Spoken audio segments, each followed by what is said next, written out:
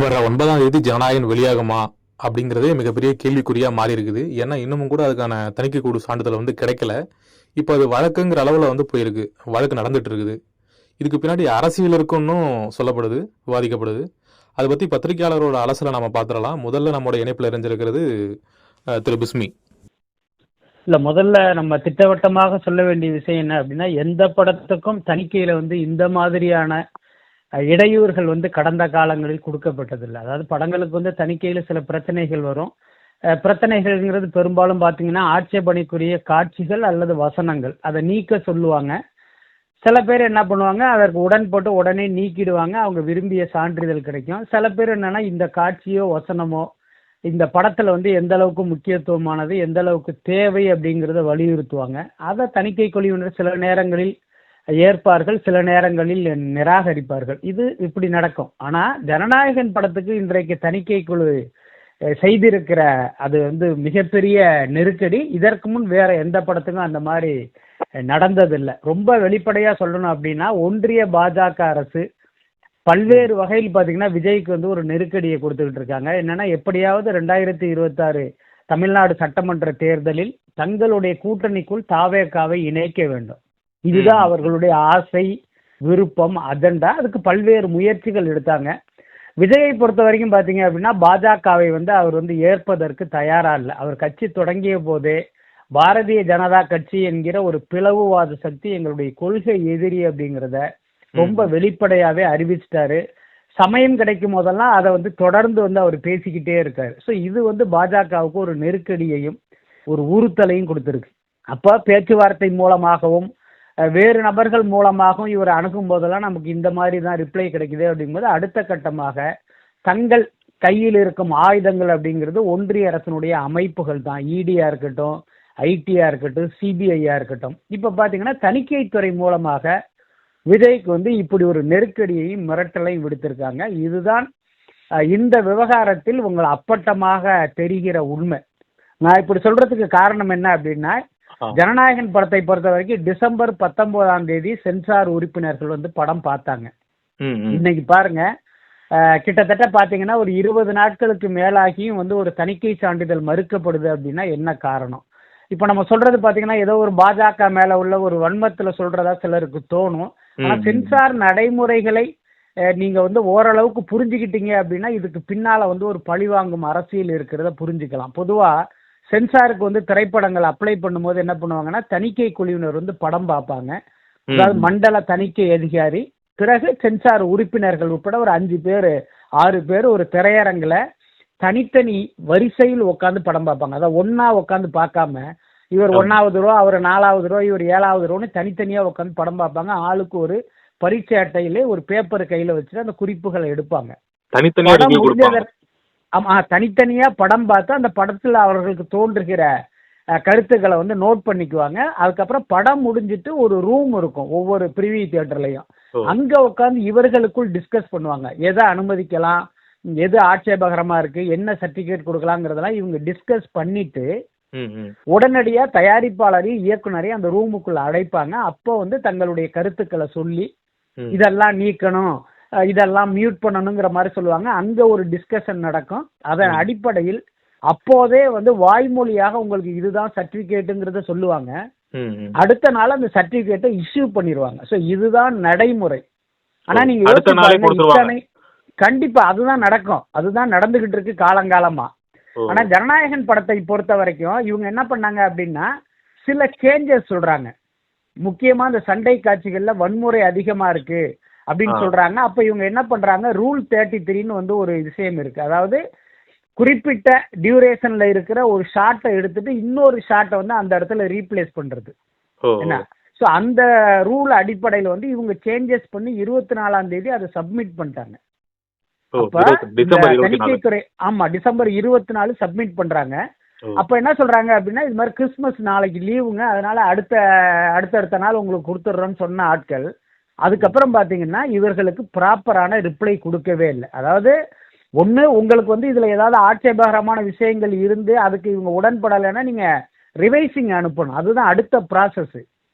ஆனா தணிக்கைக்குள் என்னன்னா ரிவைசிங் அனுப்புறது குறித்துன்னு சொல்லல, சான்றிதழ் கொடுக்கவும் முன் வரல. எந்த பதிலும் சொல்லாமல் இத்தனை நாள் வந்து இவங்க இழுத்தடிக்கிறாங்க. அப்ப இதனுடைய நோக்கம் என்னவாக இருக்க முடியும்? அப்ப கண்டிப்பாக பாஜக ஜனநாயகன் படத்தை ஒரு துருப்பு சீட்டாக பயன்படுத்தி விஜயை வந்து ஒரு நெருக்கடிக்கு உள்ளாக்க முயற்சி பண்ணாங்க. அதற்கு விஜய் உடன்படாததால் இன்றைக்கு இந்த மாதிரியான ஒரு இடத்துல வந்து அந்த படத்தை நிறுத்தியிருக்காங்க. இதுதான் நான் பார்த்த வகையில் எனக்கு புரிந்த உண்மை. ஓ, சரிங்க சார். மற்றபடி அதுக்குள்ள வந்து சில காட்சிகள் வந்து இல்ல நாங்க சொல்லியும் வந்து அதை வந்து நீக்கப்படல, இல்ல வந்து அந்த குறைபாடுகள் சரி செய்யப்படல, அப்படி எதுவும் விமர்சனங்கள் இருக்கா? இல்ல படக்குழு சார்பா? இல்ல அதெல்லாம் தவறானது. இன்னும் சொல்ல போனா ஜனநாயகனுக்கு தணிக்கை சான்றிதழ் தாமதப்படுவதற்கு அல்லது மறுக்கப்படுவதற்கு நிறைய வதந்திகளை வந்து காரணமா பரப்புறாங்க. இது திட்டமிட்டே பரப்புறதா தான் நான் நினைக்கிறேன். முக்கியமான வதந்தி என்ன அப்படின்னா, இந்த படத்துல வந்து ஒரு காட்சி இருக்கு. எம்ஜிஆருடைய நான் ஆணையிட்டால் பாட்டை விஜய் பாடிட்டே வருவாரு. அப்ப எம்ஜிஆருடைய படத்தை பார்ப்பாரு. பார்த்துட்டு அவர் கையில இருக்கிற சாட்டை இவர் கைக்கு வந்து இவர் சில அரசியல்வாதிகளை வெளுக்கிற மாதிரி ஒரு காட்சி இருக்கு. அப்ப நீங்க வேறொரு படத்தினுடைய பாடலை பயன்படுத்தும் போது அவங்க கிட்ட வந்து நீங்க என்ஓசி வாங்கணும். அந்த என்ஓசியை இவங்க வந்து அந்த தணிக்கைக்கு அப்ளை பண்ணும் போதே இவங்க சப்மிட் பண்ணிட்டாங்க. புரியுதா இல்லையா? ஆனா இவங்க என்ன பரப்புறாங்க அப்படின்னா, அவங்க என்ஓசி கொடுக்கல, அதனால தான் நாங்க சர்டிபிகேட் கொடுக்கலன்னு ஒரு பொய்யான தகவலை ஸ்ப்ரெட் பண்றாங்க. அதுக்கு அடுத்து ஒரு தணிக்கை குழு ஆட்சேபித்த ஒரு ஷாட்டை வந்து ரீப்ளேஸ் பண்ணாம நீங்க எந்த அடிப்படையில் வந்து அவங்க கிட்ட சர்டிபிகேட் கேட்க முடியும்? அப்ப அதுவே தவறான விஷயம் தானே. எல்லாத்துக்கும் மேல இப்போ ஒரு நீதிமன்ற தீர்ப்பு நமக்கு பிடிக்குதோ பிடிக்கலையோ, நாம் ஏற்கிறோமோ இல்லையோ, அதற்கு கட்டுப்பட வேண்டியது வந்து ஒவ்வொருத்தருடைய கடமை. நமக்கு வேறு வழியும் இல்லை. அதே மாதிரிதான் தணிக்கையினுடைய உத்தரவும் கூட. தணிக்கை சொல்கிற ஒரு விஷயம் நமக்கு அநீதியாக தோன்றினாலும் வேற வழியே இல்லை, அதை நம்ம ஏத்துக்கிட்டு தான் ஆகணும். ஸோ அந்த அடிப்படையில் அவர்கள் கூறிய கருத்துக்களை எல்லாம் இவர்கள் ஏற்றுக்கொண்டுதான் அந்த இதையே அந்த மாற்றங்களையே அவங்க சப்மிட் பண்ணாங்க. அதுக்கப்புறமும் நீங்க சர்டிபிகேட் கொடுக்கல அப்படிங்கிறது அது ஒரு மிகப்பெரிய தவறான விஷயம் இல்லையா? அது தணிக்கை குழு சொன்ன எல்லா காரணங்களையும் நிவர்த்தி செய்து அதை தணிக்கை குழுக்கு அறிவிச்சு எங்களுக்கு சான்றிதழ் கொடுங்க அப்படின்னு கேட்ட பின்னாடியும் வந்து எந்த காலதாமதப்படுத்துறதுனாலதான் அந்த வழக்கு தொடுக்கப்பட்டிருக்கு அப்படின்னு சொல்றீங்க. நிச்சயமாக நீங்க நீதிமன்றத்திலே நேற்று நடந்த விஷயங்களை பாத்தீங்கன்னா ஒரு விஷயம் தெரியும்.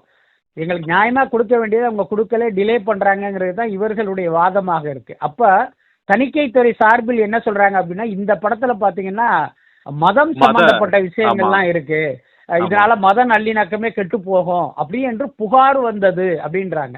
அதுவே பாத்தீங்கன்னா ஒரு அபத்தமான வாதம். அதுல வந்து 1% கூட உண்மை இல்லை. என்ன காரணம் வாதிக்கும் போது சொல்லப்படலையா சார்? இது இந்த கோர்ட்ல தான் சொல்லப்படுறதா? அதுதான் நான் கேட்கிறேன். அந்த இடத்துல வந்து அதை நீங்க சொல்லணும்ல, இது வந்து ஆட்சேபத்துக்குரியதா இருக்கு, இதை கட் பண்ணுங்க அல்லது மியூட் பண்ணுங்க அல்லது நாங்க இதை வந்து அனுமதிக்க மாட்டோம், நீங்க அங்கேயே நீங்க சொல்லியிருக்கலாம். அப்ப அவங்க அடுத்த கட்டத்தை நோக்கி நகர்ந்திருப்பாங்க. அப்படிங்கிறதே ஒரு தவறான விஷயம் இல்லையா? யார் அந்த படத்தை பார்த்து உங்ககிட்ட புகார் கொடுத்தா? அதாவது ஒரு படம் திரையரங்குக்கு வந்த பிறகு மக்கள் படத்தை பார்த்து அது புகார் கொடுத்தாங்கன்னா அது லாஜிக்கா நம்ம ஏத்துக்கலாம். இந்த படத்தை இது வரைக்கும் யாரும் பார்க்கவே இல்லை. அந்த படத்தில் பணியாற்றியவர்கள் கூட அந்த படத்தை பார்க்கவே இல்லை. எனக்கு தெரிஞ்ச அந்த எடிட்டரும் அந்த போஸ்ட் ப்ரொடக்ஷன்ல ஒர்க் பண்ண அந்த குழுவினர் மட்டும்தான் பார்த்திருப்பதற்கே வாய்ப்பு இருக்கு. அப்படி இருக்கும்போது யாரோ படத்தை பார்த்து இவங்க கிட்ட வந்து புகார் சொன்னாங்கிறதே ஒரு தவறான ஒரு உள்நோக்கம் கொண்ட ஒரு வாதமா தான் எனக்கு தோணுது. இந்த இடத்துல தெளிவுபடுத்துறதுக்காக ஒரு கேள்வி சார். அப்ப அது வந்து ஒரு புகார்னு தான் சொல்லப்படுதா? அது வந்து தணிக்கை குழுவோட கருத்தாலாம் சொல்லப்படல கோர்ட்ல நடந்த வாதத்துல?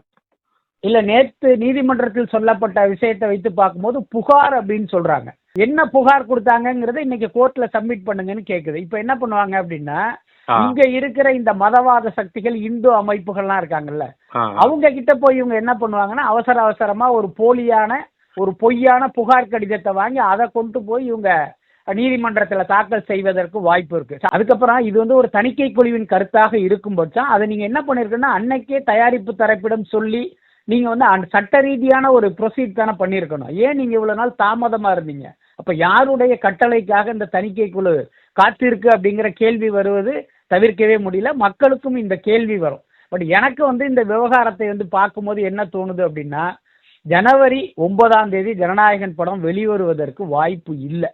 என்ன காரணம் அப்படின்னா, பொதுவாகவே நீங்க பாத்தீங்கன்னா நீதிமன்ற தீர்ப்பு எப்படி இருக்கும் என்பதை நீதிபதிகளினுடைய கருத்தை வச்சே நம்ம புரிஞ்சுக்கலாம்.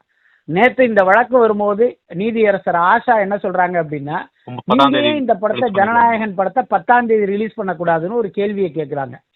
தை பிறந்தால் வழி பிறக்கும் அப்படின்றாங்க. அதுவே தவறான வாதம். 15ஆம் தேதி தான் தை பிறக்குது. ஏதோ ஒரு கருத்தின் அடிப்படையில் அவங்க சொன்னதாக வைத்துக் கொண்டாலும் இப்ப என்ன தோணுது அப்படின்னா, 9ஆம் தேதி இந்த படம் வெளிவருவதற்கு வாய்ப்பு இல்லை. ஏன்னா இன்னைக்கு தணிக்கை தரப்பை வந்து தாக்கல் பண்ண சொல்லியிருக்காங்க. அதை அவங்க பரிசீலனை பண்ணி நாளைக்கோ நாளான்னைக்கோ தான் உத்தரவு பிறப்பிப்பாங்கன்னு நான் நினைக்கிறேன். அதனால இன்னைக்கு இந்த படம் விசாரணைக்கு நிச்சயமாக வரதா சொல்லியிருக்காங்க, என்ன ஆகும் தெரியல. ஆமா இல்ல இன்னைக்கு வந்து அந்த தரப்பை வந்து அவங்க சப்மிட் பண்ணாலும் ஆ, ஆன் தி டேபிள் வந்து அதை அவங்க படிச்சு பார்த்துட்டு வந்து உத்தரவு பிறப்பிப்பதற்கான வாய்ப்புங்கிறது ரொம்ப குறைவு. ஆமா இடையில அப்ப இவர்கள் எதிர்பார்த்த மாதிரி இந்த படம்ங்கிறது நிச்சயமாக 9ஆம் தேதி வெளிவருவதில் வந்து ஒரு சிக்கல் நீடிக்குது அப்படின்னு தான் நான் நினைக்கிறேன். பட் எல்லாத்துக்கும் மேல நம்ம மேலோட்டமா பார்த்தா இது விஜய்க்கு ஏதோ ஒரு பெரிய சிக்கல், விஜய்க்கு வந்து ஒரு பெரிய நெருக்கடியை கொடுத்துட்டோம் அப்படின்ட்டு பாரதிய ஜனதா சந்தோஷப்படலாம். ஆனா உண்மையில் பாஜக இந்த படத்துக்கு ஏற்படுத்திய முட்டுக்கட்டைங்கிறது விஜய்க்கு வந்து ஒரு மிகப்பெரிய பிளஸ்ஸாக மாறுங்கிறது தான் உண்மை. என்ன காரணம்னா ஆ, பாஜகவுடைய பி டீமாக வந்து விஜயை வந்து ஆமா. நிறுவுவதற்கு ஒரு பெரிய முயற்சி நடக்குது. விஜய் பல்வேறு முறை வந்து அதை விளக்கம் கொடுத்தாலும் இன்னமும் அவரை பி டீம் என்று நம்புகிற கூட்டமும் இங்க இருக்கு.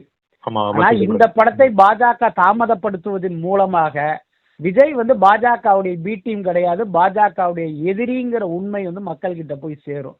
அது வந்து தேர்தலில் வந்து அவருக்கு ஒரு மிகப்பெரிய பலனை கொடுக்கும் அப்படிங்கிறது தான் என்னுடைய கருத்து. இனி செல்லும் இடமெல்லாம் செய்தி.